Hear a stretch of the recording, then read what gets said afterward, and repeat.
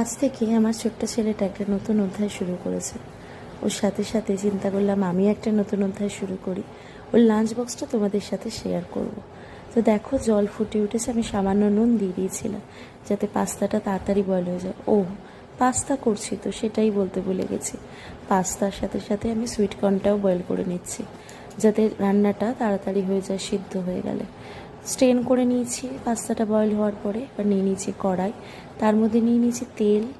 এবার দিয়ে দিচ্ছি একে একে আদা কুচি, রসুন কুচি। আদা রসুনটা একটু ভাজা ভাজা করে নেবো, তাতে ওর ফ্লেভারটা বেরিয়ে আসবে। ফ্লেভারটা যখন বেরিয়ে আসবে, একটা স্মেল বেরোবে, তখনই দিয়ে দিতে হবে পেঁয়াজটাকেও একটু ভালো করে ভাজা ভাজা করে নিতে হবে। ভাজা ভাজা হওয়ার পরে ওর মধ্যে দিয়ে দিতে হবে সবজিগুলো। সবজির মধ্যে আমার কাছে কিন্তু গাজর আর ক্যাপসিকামই ছিল, আর কিছু ছিল না বলে দিতে পারিনি। তোমাদের ঘরে যা যা সবজি আছে তোমরা দিতে পারো। সবজিটাকে একটু নুন দিয়ে দিয়েছিলাম যাতে তাড়াতাড়ি ভাজা ভাজা হয়ে যায়। এবার দিয়ে দিয়েছিলাম টমেটোটা, শেষেই দিলাম টমেটোটা, কারণ টমেটো খুব তাড়াতাড়ি গলে যায়। তো দেখো, ভালো করে ভাজা ভাজা হওয়ার পরে এবারে আমি এর মধ্যে দিয়ে দেবো একে একে গোলমরিচের গুঁড়ো। গোলমরিচের গুঁড়োটা ঝালটা নিজের স্বাদ অনুযায়ী দেবে। আমার ছেলেটা না ঝাল খেতে পারে না, ওই জন্য আমি কমই দিয়ে দিয়েছি।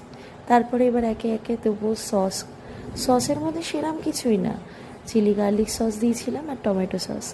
টমেটো সসটা দিলে না একটু মিষ্টি মিষ্টি লাগে, ট্যাঙ্গি ফ্লেভার আসে, ভালো লাগে বাচ্চাদের, আমাদেরও ভালো লাগে।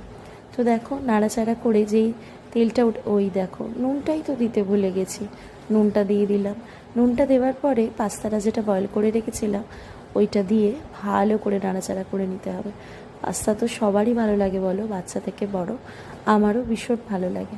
ছেলেটা ভীষণ পছন্দ করে, তাই জন্য ভাবলাম প্রথম দিনে পাস্তাই দেওয়া যাক। এই পাস্তাটা ভীষণ খেতে টেস্টি হয়। এর সাথে সাথে এবার আমি দিয়ে দেবো এর ফ্লেভারটা আরও ভালো করার জন্য চিজ। আমার কাছে না কিউব চিজটা ছিল না, তাই স্লাইস চিজই দিয়েছি। তোমাদের কাছে কিউব চিজ থাকলে ওপর থেকে গ্রেট করে দিও, ভালো লাগবে খেতে। সবার রান্নার আলাদা আলাদা পদ্ধতি, আমি কিভাবে পাস্তা বানাই সেটাই তোমাদের সাথে শেয়ার করলাম। অবশ্যই জানিও কিন্তু টিফিনের আইডিয়াটা কেমন হয়েছিল। তাহলে আর কিছুই না, এই তো হয়ে গেল রান্না। এবারে গ্যাসের ফ্লেমটা বন্ধ করে বাচ্চার টিফিনটা রেডি করব।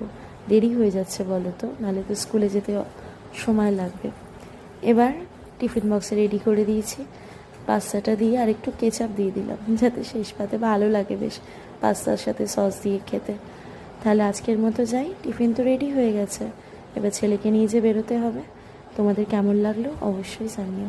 এখনের মতো টাটা, বাবাই।